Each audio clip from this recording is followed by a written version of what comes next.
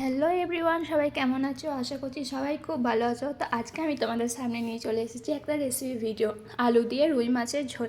আর তার জন্য আমি পেঁয়াজ আর আলু ভালো করে কেটে নিয়েছি। আর তারপরে একটা গ্রাইন্ডারের মধ্যে আদা, রসুন, লঙ্কা, টমেটো পেস্ট করে নিলাম।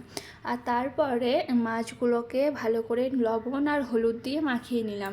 আর তারপরে একটা কড়াইয়ের মধ্যে তেল দিলাম একটু, তারপরে একে একে মাছগুলো ছেড়ে দিলাম যাতে মাছগুলো ভালো করে ভাজা হয়ে যায়। আর মাছগুলো ভেজে তুলে নিয়ে ওই তেলেই আলুগুলো ভেজে নিলাম লাল লাল করে। তারপরে আলুগুলো ভাজা হয়ে গেলে ওই কড়াইয়ের মধ্যে আরখানিক তেল দিয়ে পেঁয়াজ কুচিটা ভালো করে লাল করে ভেজে নিতে হবে।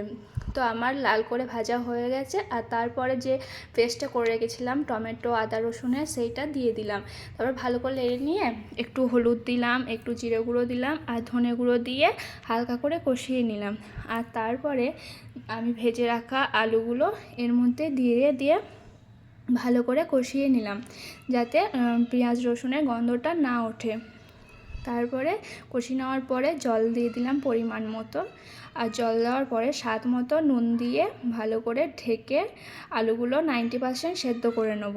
তারপর আলুগুলো সেদ্ধ হয়ে যাওয়ার পরে ভেজে রাখা মাছগুলো দিয়ে ভালো করে ফুটিয়ে নেব। আর তারপরে একটু গরম মশলা দিয়ে একটু ফুটে গেলে নামিয়ে নেবো বাঙালির পছন্দের রুই মাছের ঝোল। তো আমার ভিডিওটা ভালো লাগলে লাইক করো, কমেন্ট করো। আর আমার চ্যানেলে নতুন হয়ে থাকলে আমার চ্যানেলটাকে সাবস্ক্রাইব করে আমার পাশে থেকো।